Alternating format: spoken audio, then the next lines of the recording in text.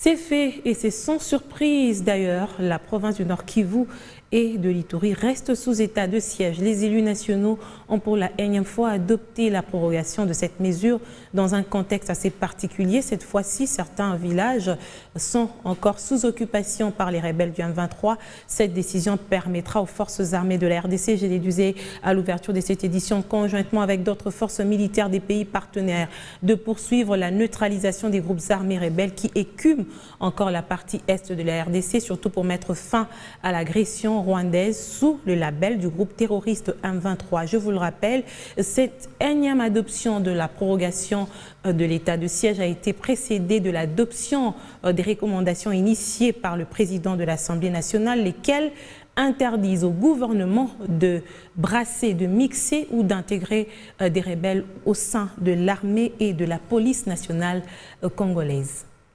Comme on le sait tous, ces 2 dernières semaines, les violences se sont aggravées dans le territoire de Rutshuru, en province du Nord Kivu, en raison des affrontements intenses entre les éléments de nos forces armées et ceux du mouvement terroriste du M23 appuyé par le Rwanda. Sous l'impulsion du commandant suprême des forces armées, votre gouvernement est en train de déployer tous les efforts nécessaires afin de mettre un terme à cette agression lâche et ignoble.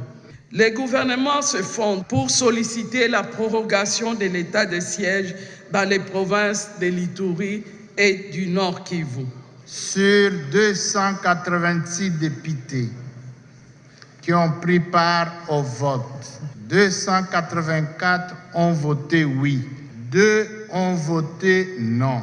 Aucun n'a voté abstention. En conséquence, l'Assemblée nationale adopte en séance subséquente les projets de loi portant autorisation de la prorogation de l'état de siège sur une partie du territoire de la République démocratique du Congo.